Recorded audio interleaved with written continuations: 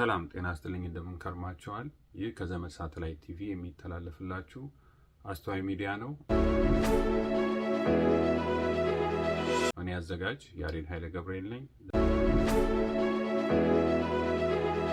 ዛሬ ይዤላችሁ የምቀርበው የፋኖ አባት አርበኞች ባስተላለፉት መልእክት ዙሪያ ይሆናል። መልካም ቆይታ። በስመ አብ ወወልድ ወመንፈስ ቅዱስ አሐዱ አምላክ በቅድስተ ሥላሴ። በስመ አብ ወወልድ ወመንፈስ ቅዱስ አሐዱ አምላክ በቅድስተ ሥላሴ። በስመ አብ ወወልድ ወመንፈስ ቅዱስ አሐዱ አምላክ በቅድስተ ሥላሴ።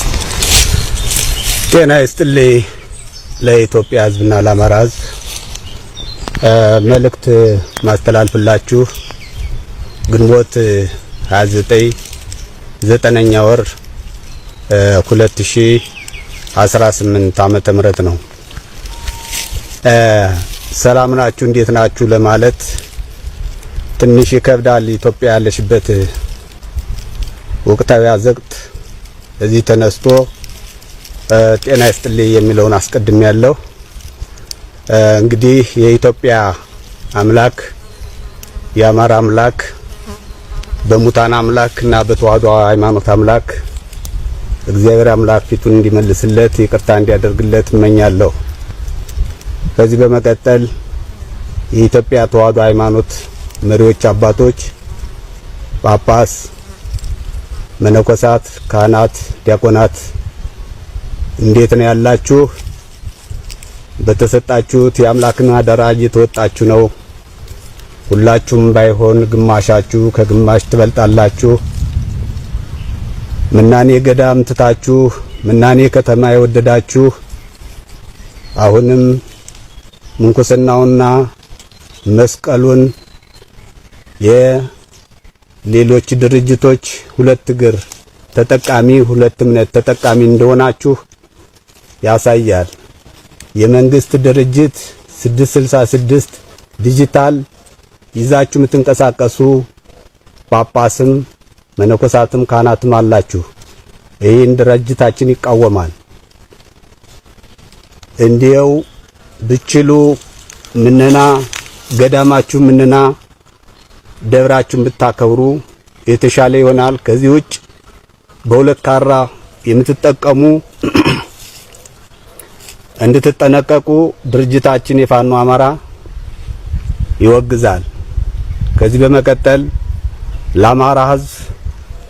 ለአማራ ሕዝብ የማስተላልፈው ከባድ መልእክት አማራ የኢትዮጵያ በክር ልጅ እንደመሆን መጠን ኢትዮጵያን እረኛዋ በክር ልጅ ከወንክ እድልህና ስጦታህ በእግዚአብሔር አምላክና በኢትዮጵያ ደርነት የተሰጠህ እድልህ መነገድ፣ ፎቅ መስራት፣ መኪና መግዛት አይደለም። የግብር ዕዳ ነው። ግብር ነው የሚጫንብህ። ያንተ እድልህና ስጦታህ ትጥቅህን ማጥበቅ፣ መሳሪያህን መወልወል እንደሆነ ተረድተህ ታውቃለህ። እየተረዳህ እየተጠቀምክም ራስህን ማንነትን እያስከበርክ የምትገኝ ልጅህን እየገበርክ አባትን እየገበርክ ወንድምን እየገበርክ ልጅ ሴት ልጅም እየገበርክ የምትኖር መሆንን ከማወቁ የተነሳ አሁንም ይህን ስርዓት የኢትዮጵያ እምነታችንና ተዋህዶአችን ማንነታችንና ወሰናችን ያጠፋ በጠንካራ ክንዳችን በአማራ ፋኖ ትግል አገባደን ጫፍ ላይ አድርሰነዋል። ነገ እናስወግደዋለን። ስለዚህ ግን ይህን ስናስወግድ ግን አብይ ጋር ጥላቻችን እንዳልሆነ በመገመት ጥላቻችን ከምዕራቦች ጋር ከድሩቦች ጋር እንደሆነ ቀደም በአባቶቻችን በውጭ ጥሰው ደንበር የገቡ ብዙ ታሪኮች ኢትዮጵያ ጀግና አባቶቻችን አርበኞች እየተጎናጸፉ ሲያሳፍሯቸው ነበር። አሁን ግን ውስጥ በማናውቀው በውስጥ ፈንድቀው የኛም ባንዳ ተጠቅመው ሲያተራስሙና ሲያጨፋጭፉና ደም ሲያፋሱ ቆይቷል አብይ። አሁን ግን መሸነፉ አይቀርም፣ እናሸንፈዋለን ነገ። ሲሸነፍ ግን ዳግም አድዋ እንደሚባል ድሮን ከኢትዮጵያ ምድር አልተሰራም። ሞተር ከኢትዮጵያ ምድር አልተሰራም። ምዕራቦችን ነው ድርቦችን ነው አሁን የምናሸንፋቸው። ዳግም አድዋ እንዲባልልኝ ሊቃውንቶች ምሁራኖች በሰነድ እንድትሰንዱት በታሪክ እንድትመዘግቡት እፈልጋለሁ። ከዚህ በመቀጠል አማራ አሁንም መሳሪያን ወሉልልኝ፣ ትጥቅህን አጥብቅልኝ፣ ልጅህን እንደ አባታዊ ምክር አርበኝነቱን ሰንቆ እንዲረከብህ አዘጋጅልኝ።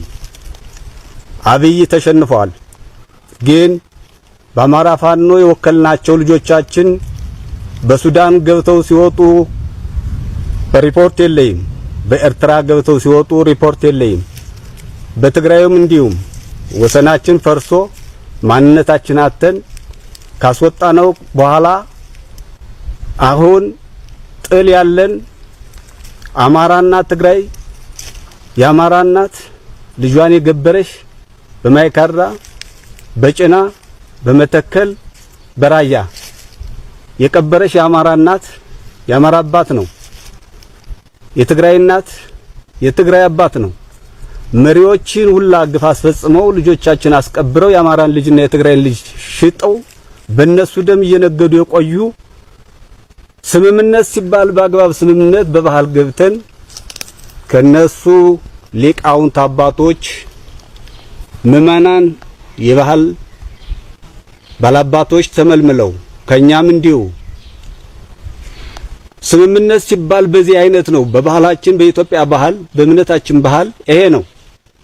ከጥሉ ያልነበረ ኩታራ አሰባስቦ ተስማምተናል እያሉ የሚሉት ነገር ለኔ ግልጽ አልሆነልኝ። ግልጽ እንዳልሆነልኝ የአማራ ሕዝብ እውቅና እንድትይዝልኝ አማራና ኢትዮጵያ እኔንም አስቀድሞ ለመሸጥ የተዘጋጀ ባንዳ እንዳለ በአማራ ፋኖ ተመሳስሎ ምላሱን ተማምኖ የሚንቀሳቀስ ልጅ እንዳለ እየተጠራጠርኩ ስለሆነ ይሄን በግንዛቤ እንድትይዝልኝ ነገ አጣርቼ መረጃውን እስከምነግርህ ጥበቃህና ትጥቅህን ግን እንዳትፈታ በርን እንድትጠብቅ በኢትዮጵያ አምላክና በአማራ አምላክ በተዋህዶ አምላክ አደራላለሁ። እዚህ ስመለስ የአማራ ፋኖ ብሔራዊ ኃይል እንግዲህ ጥሩ ነው። ጠንካራ ልጆች፣ እውነተኛ ታጋይ ልጆች አላችሁ። እውነተኛ ፋኖ ታጋይ ህይወታችሁን ማሳሱላት ተራውክ ተጠማው ማትል ጀግና ታጋይ አለ። ታሽ ያለ ሰራዊት አመሰግናለሁ። ከፍ ያሉ መሪዎችም ደግሞ አላችሁ፣ አመሰግናችኋለሁ። አብዛኛዎቹ ግን በስራ አጥነት የቆያችሁ ሊስቴሮ እየወለወላችሁ የቆያችሁ መምህርነትን በገንዘብ ተቀጥራችሁ የቆያችሁ ያ ሲያስጠላችሁ ፋኖ እንሆናለን እያላችሁ መታችሁ ግን ሩጣችሁ ደግሞ በነበረሽው በመታውቋት ስልታችሁ ስልጣን ይዛችሁ አሁንም ጎንደርን እንደ ጎንደር መምራት ያቃታችሁ፣ ጎጃምንም እንደ ጎጃም መምራት ያቃታችሁ፣ ወሎንም እንደ ወሎ መምራት ያቃታችሁ፣ ሸዋንም እንደ ሸዋ መምራት ያቃታችሁ፣ እንደ ባህል ወጓ እንደ ታሪኳ እንደ አርበኝነቷ መምራት የምታሰናክሉ አላችሁ። እናንተ ተጠንቀቁ። ታች ያለ ሰራዊት ላይ ያለው የሚያወሰው ሰውን ስልጣን ብሎ ወንድሙን የሚያጋል ስልጣን አለቅም ብሎ የምን ስልጣን ነው? እሱ በወደደው ስልጣን አይገኝም። ህዝብ ነው ስልጣን የሚሰጥ። ታች ያለ ሰራዊት ነው የምትደማው፣ የምትቆስለው፣ የምትሞተው፣ የምትገብረው ነው ስልጣን መስጠት የምትችል። በጎጥ እየተንጠላጠለ ስልጣን አለቅም በማለት ወንድማምና ወንድማማች ጀግኖች ልጆችን የምታጋሉ፣ የምታተራስሙ፣ የምታለያዩ ብታርፉ በተለይ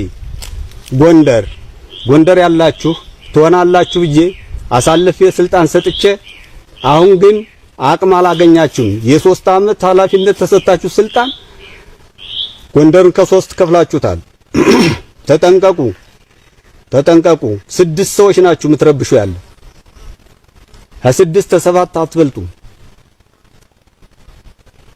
የመጨረሻ ግን አማራ ሳውቃለሁ የሚጠነቀቁ እንደሆን ለ2 ሳምንት እድሜ ሰጥቻለሁ። ካለዛ ግን ጎረቤት ሀገሮችንም ስምምነት እየፈጸሙ አማራ በማታውቀው የትግሉ አባት በማላውቀው እየቀለዱ የሚንቀሳቀሱ አሉ፣ እየገቡ የሚወጡ አሉ። እነሱን ይፋ ገልጽልሃለሁ እንድትጠብቀኝ። እንግዲህ እንደሚታወቀው ከዚህ በፊት በተከታታይ 2 ፕሮግራሞችን ሰርቼ ነበረ። በዚህ በአማራ ፋኖ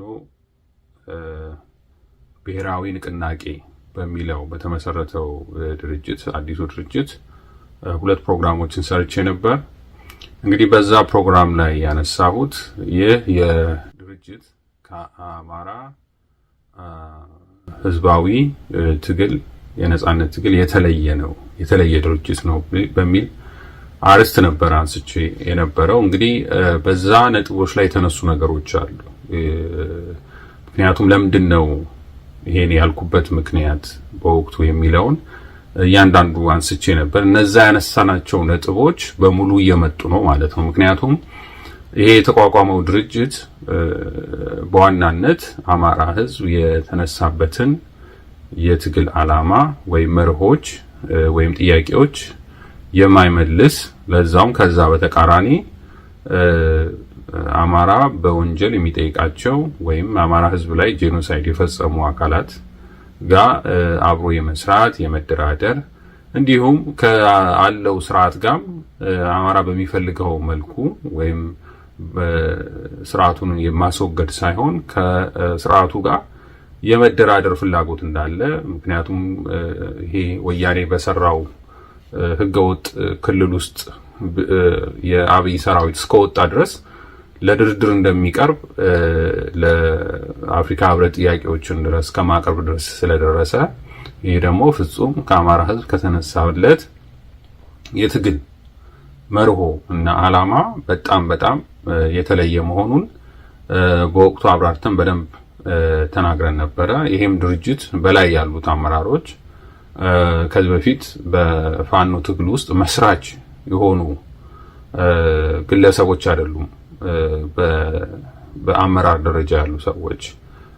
እነዛ ሰዎች ከዚህ በፊትም በሌላ የፖለቲካ ድርጅት ውስጥ የነበሩ ሰዎች እና ይሄን በተለይ ከዚህ ከህወሓት ጋር ወይም ከቀድሞ ብአዴን ጋር ሲሰሩ የነበሩ በአብን የፖለቲካ ድርጅት ውስጥ ሲሰሩ የነበሩ ሌላው ደግሞ በሌላ በግንቦት 7 በተለያዩ ድርጅቶች የነበሩ ሰዎች ስለሆኑ እነዚህ ደግሞ የፖለቲካ አመለካከታቸው ዞሮ ከዚህ ከጸረ አማራ ከሆነው ከግራ ዘመም የሶሻሊስት አስተሳሰቦች የመነጨ ስለሆነ ይሄ ከአማራ ታሪክም ባህልም የመንግስት ታሪክም ወይም ዕውቀትም የማይገናኝ ለዛም ተቃራኒ የሆነ መሆኑን ተናግረን ነበረ።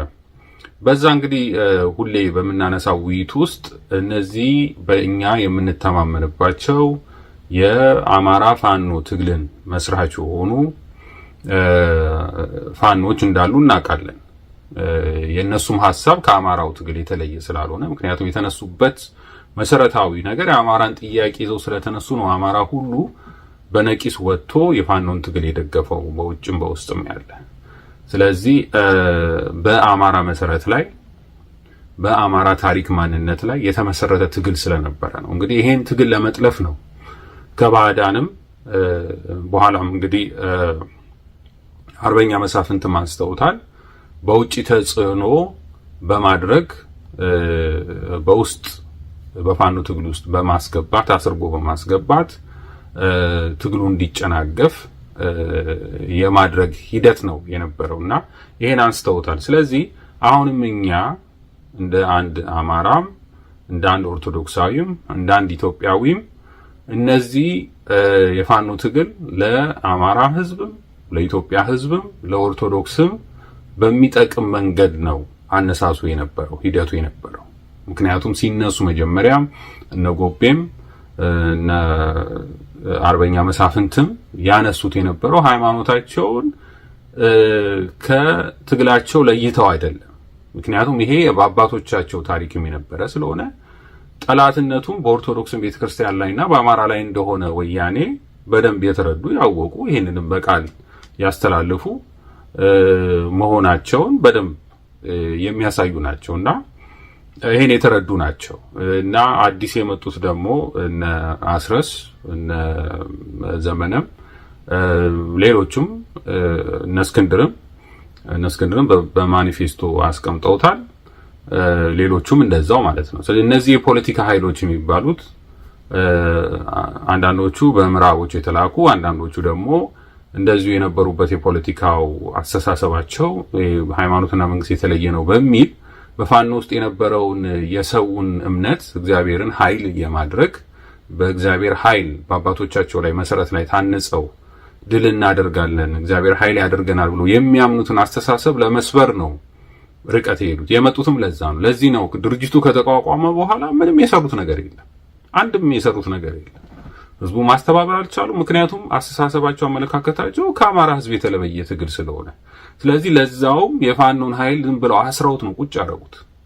አሁን በየቦታው የሚደረጉ እንኳን ትግሎች ወራሪ እየመጣ ነው እንጂ ውጊያ የሚደረገው የማጥቃት ስራ የተቀናጀ የማጥቃት ስራ እንኳን እስካሁን ምንም የተጀመረ ነገር የለም። ስለዚህ ይሄንን በጣም እንረዳለን።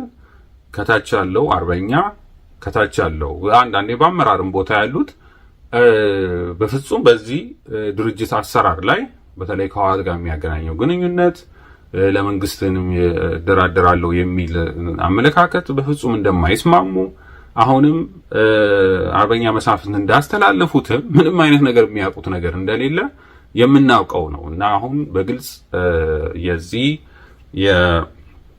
የፋኖ አባት አርበኞች ምክር ቤት ሰብሳቢ የሆኑት በግልጽ መልእክታቸው ማስተላለፋቸው ለሁሉም የአማራ ህዝብ መነቃቃትን የፈጠረ ሁሉንም ያስደሰተ ምናልባት መልሱንም ምን እንደሚሆን አናውቅም፣ ግን ያለው ሁኔታ በጣም ጥሩ እንደሆነ ፋኖንም ለመደገፍ የሚፈልጉ ኃይሎችንም መልሶ ያበረታታና ያነሳሳ ነውና በጣም ጥሩ መልእክት ሆኖ አግኝቼዋለሁ። የአማራ ህዝብንም አንድ የሚያደርግ ነው ብለን እናምናለን።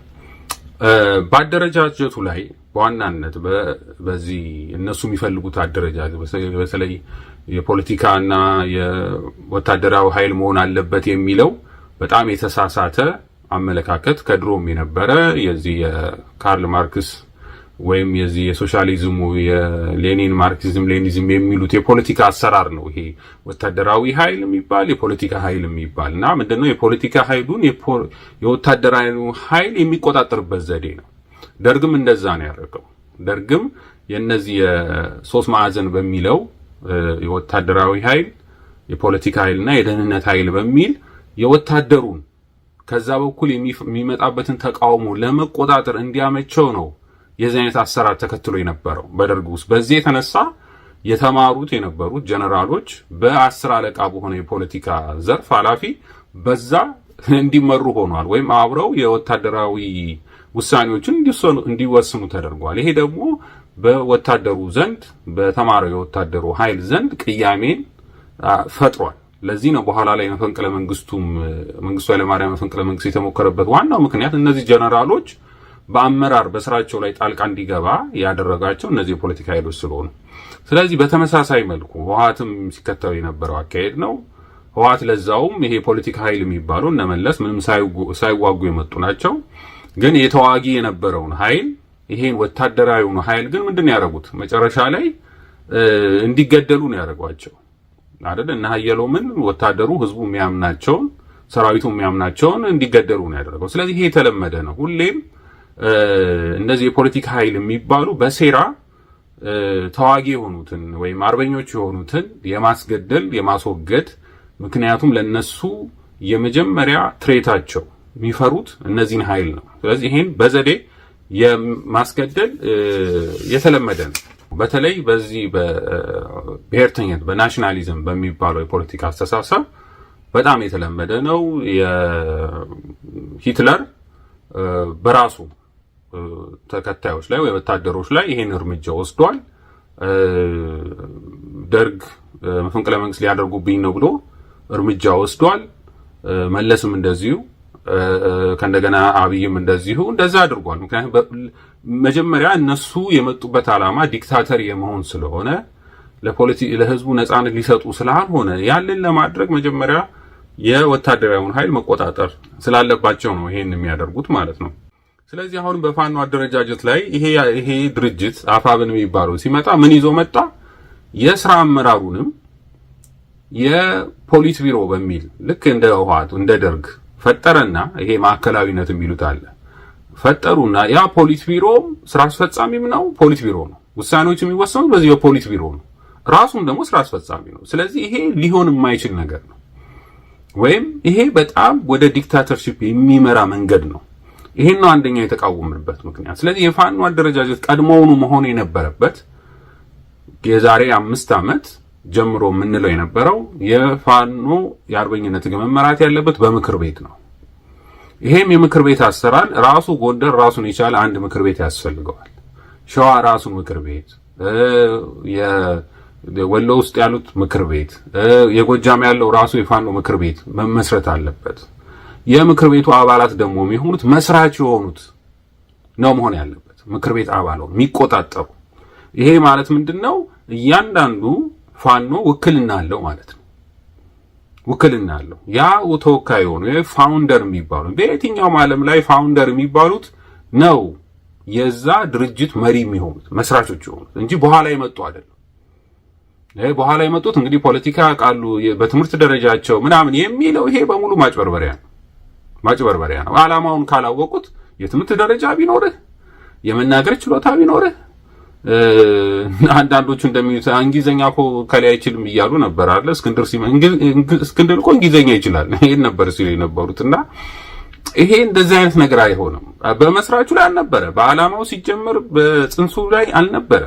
ስለዚህ ፋውንደር የሚባሉት ነው ቦታ ያላቸው። ይሄም በምክር ቤት አባል አማካኝነት ያንን ዓላማቸውን የተነሱበትን ዓላማ ግብ ሊያደርስ የሚችል ስራ አስፈጻሚ ነው የሚመርጡት። ምኑን ግብ የሚያደርስ? አዲስ ዓላማ አይደለም ይዞ የሚመጣው፣ አዲስ ርዕዮት አይደለም ይዞ የሚመጣው፣ አዲስ አስተሳሰብ ይዞ አይደለም የሚመጣው። ስራ አስፈጻሚ ይዞ የሚመጣው ይሄንን የፋኖ ምክር ቤት ወይም ፋኖቹ የተስማሙበትን የተነሱበትን ዓላማ ግብ ለማድረስ የሚያስችል ዕውቀት ያላቸው ሰዎች በስራ አስፈጻሚነት ይመጣሉ። ከማን ስር? ከፋኖ ምክር ቤት ስር ማለት ነው። ስለዚህ የፋኖ ምክር ቤት መቋቋም አለበት ስንል እነሱ ምን አደረጉ? የፋኖ አባት አርበኞች ምክር ቤት ብለው አቋቋሙ። ጎንደር ውስጥ ነው የተጀመረው እንደዛ። ግን ምንም አይነት ስልጣን የላቸው። ምንድነው የሚያደርጉት?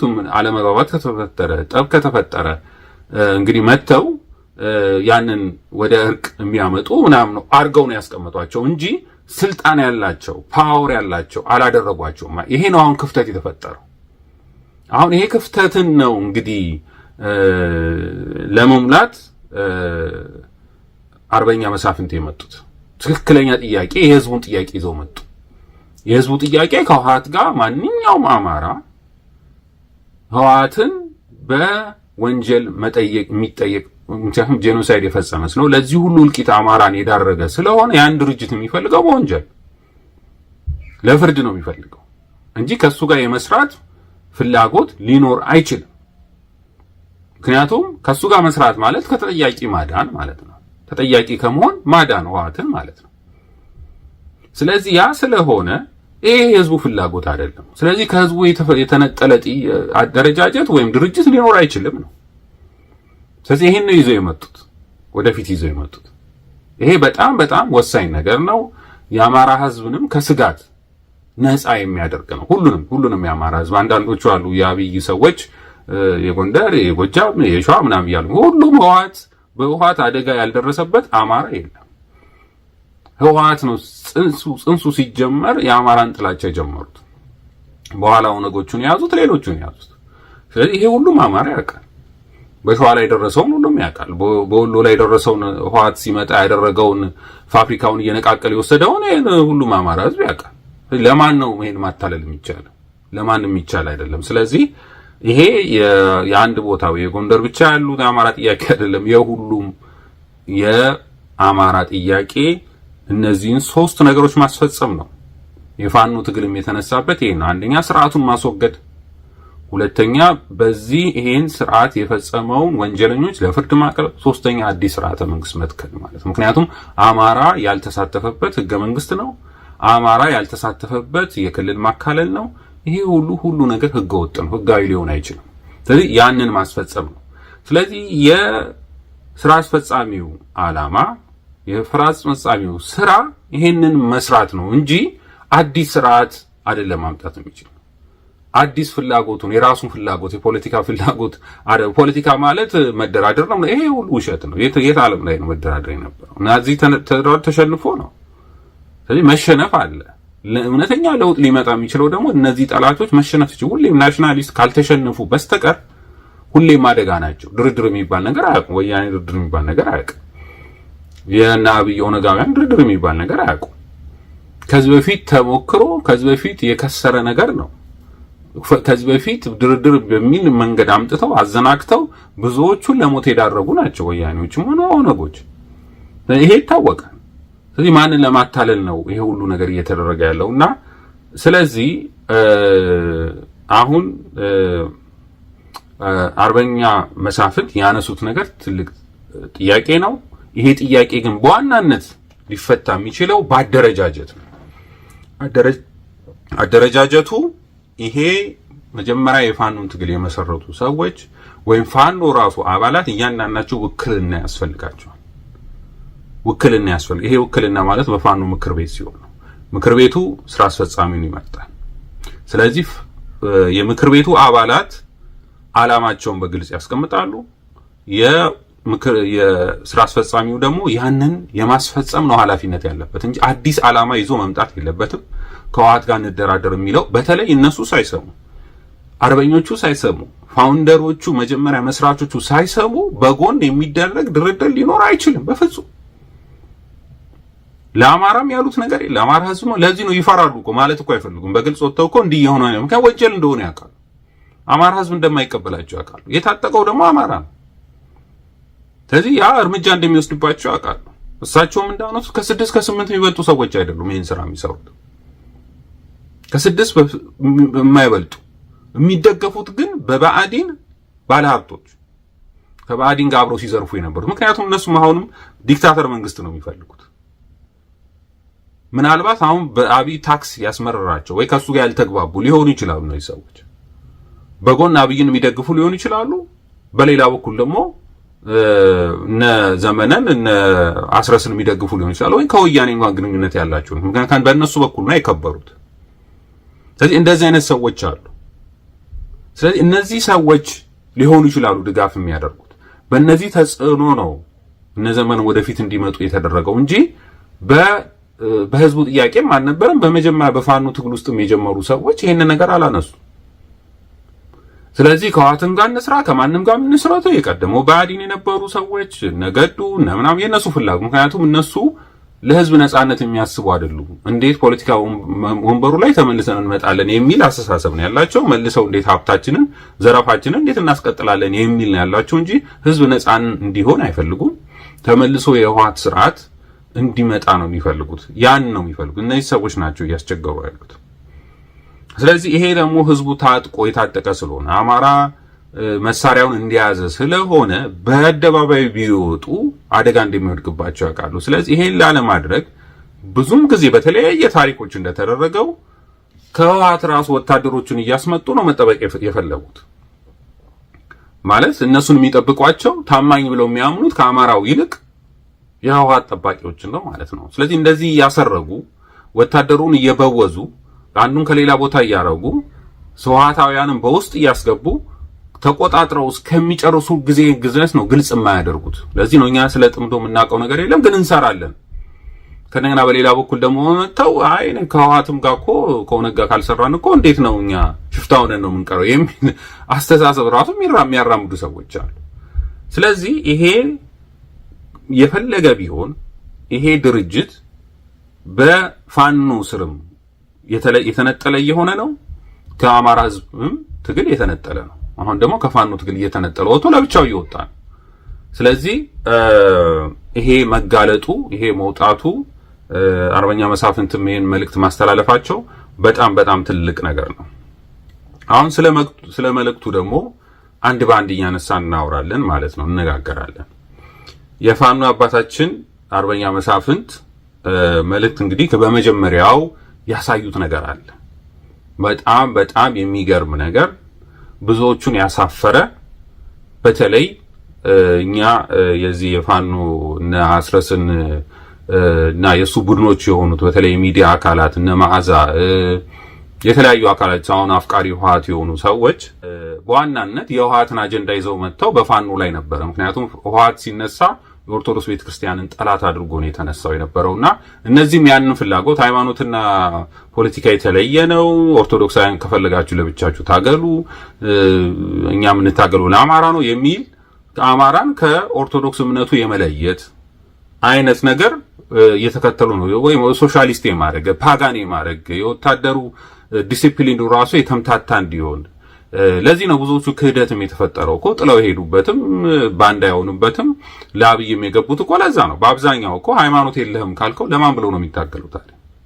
በምን ስብዕና ነው ልትመራው የምትችለው? ስለዚህ ሆን ተብሎ ራሱ ፋኖን የመፈረካከስ ሂደት ነበረ ሲያራምዱ የነበሩትና ስለዚህ ይሄንንም ሂደት ያሳፈረ ነው የመጀመሪያው መልእክታቸው። ዛትም የጀመሩት በስመ አብ ወወልድ ወመንፈስ ቅዱስ ቅድስት ሥላሴ እያሉ 3 ጊዜ አማትበዋል። ይሄ ማለት በጣም በጣም ወሳኝ ነገር ነው። ይሄ ማለት ጠላቶቻችንን ያሳፈረ ነው። ምን ያክል ማዕተባችሁን ደብቁ፣ መስቀላችሁን ደብቁ ሲሉ የነበሩትን እነ ፓስተር ምስጋናውን ያሳፈረ ነው። ሁሉንም እነ አስረስን ያሳፈረ ነው። እነ መዓዛን ያሳፈረ ነው። ስለዚህ ነው ሲቆራረጡት የነበሩት። ለዚህ ነው የቆራረጡት፣ ቆርጠው ሲያቀርቡ ምናምን ሲሉ የነበሩት። ለምንድን ነው የፈሩት? ሙሉ ታሪካችን የሚያሳየው ይሄ ነው። አጼ ምኒልክ በአደባባይ ታቦት ይዘው ነው የዘመቱት። አጼ ቴዎድሮስ ኩራተ ርዕሱን እየያዙ ነበር የሚዋጉት የነበሩት። ሌሎቹ ሃይማኖተኞች ናቸው፣ ክርስቲያኖች ናቸው በመልእክቶቻቸው የሚያስተላልፉ። ስለዚህ አማራ ከሃይማኖቱ የተለየ ማንነት ሊኖረው አይችልም። ለዚህም ነው ከኦርቶዶክስ ቤተክርስቲያን ጠላት የምትሆነው። ለዚህ ነው እኮ አማራ በተገደለበት ሁሉ ቤተክርስቲያን የሚቃጠለው። ስለማይለይ እኮ ነው። እስልምናን ከአረብ መለየት ይቻላል? ከአረብ ባህል አለባበሱ እኮ እስልምና እምነቱ ከመጣበት ቦታ የነበረውን ካልቸር እኮ ነው ተከትለው ኢትዮጵያ ውስጥም ያንን የሚያንጸባርቁት። አለባበሱን ብትነል የምግብ አበላሉ ቴምር ኢትዮጵያ ውስጥ ይበቅላል? አረብ ሀገር ነው የሚበቅለው። ግን በጾም ጊዜ እስልምና እምነት ተከታዮች ቴምር ይበላሉ አይደለም? ምክንያቱም እምነቱ የመጣው ከአረብ ስለሆነ ከአረቦች ስለሆነ። ይሄን በደንብ ማስተዋል ያስ አለባበሳቸው አረብ ነው፣ ባህላቸው አረብ ነው። ቤት ውስጥ የሚጠቀሙት ነገር ይሄ ምንድነው? እምነቱ ተጽዕኖ ያደረገባቸው። ምክንያቱም የእምነቱ መስራች የሆኑት አረቦች ስለሆኑ የዛም አለባበሳቸውም አኗኗራቸውም የአረቦች ስለሆነ ከዛ በኋላ እነዚህ እምነቱን የተቀበሉትም ሰዎች በዛው አይነት መንገድ ነው ተከትለው ሄዱት። ይሄ ነው የሆነው። ስለዚህ የአማራም 90% የሆነ ኦርቶዶክስ እምነት ተከታይ ስለሆነ እምነቱን አንጸባርቋል። በመንግስትም ደረጃ ለሺህ ዓመት የቆየ መንግስቱ ስርዓትም በዛ መንገድ ነበር። ስለዚህ አማራ ከሃይማኖቱ የተለየ ባህል የለው። ለዛ ነው ማጆሪቲ ስለሆነ። እስልምና ውስጥ እኮ አረቦች እኮ ክርስቲያን የለም ማለት አይደለም፣ አሉ ክርስቲያኖች። ግን በዚህ በአማራው ባህል ውስጥም ኦርቶዶክሱ ማጆሪቲ ስለሆነ የአማራ ባህል ተብሎ ይያዛል ማለት ነው። ምክንያቱም በፖፑሌሽንም በጣም ብዙ አብዛኛው እሱ ከአማራው ህዝብ እንግዲህ 40 ሚሊዮን የሚሆን ኦርቶዶክስ እምነት ተከታይ ነው። ትግራይ ውስጥ ብትገባ እኮ 5 ሚሊዮን ወይ 4 ሚሊዮን ነው የሚሆነው። በጣም ትንሽ እኮ ነው። በኦሮሞ ውስጥ ብትሄዱ 7 ሚሊዮን ነው ኦርቶዶክስ እምነት ተከታይ። በአማራው ውስጥ ግን ወደ 40 ሚሊዮን ሊሆን ነው ማለት ነው። ብዛቱ በጣም ብዙ ነው የሚሆነው። ስለዚህ ያ እምነት ተከታዩ የሚያንጸባርቃቸው ነገሮች ለዚህ ነው እኮ ኦርቶዶክስን ማጥፋት አማራን ማጥፋት ነው የሚሉት። አማራን ማጥፋት ኦርቶዶክስ ማጥፋት ነው የሚሉት። ለዛው ኦርቶዶክስ እምነት ተከታይ የሆኑትን ኦሮሞቹን አብረው የሚያጠፉት ፖለቲከኞቹ እኮ ያውቁታል እኮ፣ በአዳንም ያውቁታል እኮ። ጣሊያን ሲገባ 2000 ቤተክርስቲያን ያቃጠለው ፖሊሲ ነበር፣ የአማራ ፖሊሲ የሚል አማራን ማጥፋት ኦርቶዶክስን ማጥፋት ብሎ ነው የሚያስበው። ስለዚህ ይሄ መነጠል አይቻልም። አማራ ከኦርቶዶክስ ቤተክርስቲያን የተለየ ባህል የለው። ስለዚህ አርበኛ መሳፍንት የሚያሳዩት ይሄን ነው ሃይማኖታቸው። አባቶቻቸው ሲያርጉት የነበሩት አዲስ ነገር አይደለም የመጣው። አዲስ ፖለቲካ አይደለም። ፖለቲካ ማለት ስርዓተ መንግስት ነው። ነገስታቶች ሁሉ የሚያስተላልፉት የነበሩት መልእክት በስመ አብ ወወልድ ወመንፈስ ቅዱስ እያሉ ነው ደብዳቤ የሚጽፉት የነበሩት እግዚአብሔርን ኃይል የሚያደርጉት። ስለዚህ የፋኖ ትግል እናንተ የተነጠላችሁ ናችሁ ከፋኖ ትግል። ከአማራት ግን የተለጠናችሁ ምንላችሁ ለዛ ነው። ህወሓታውያን ናችሁ።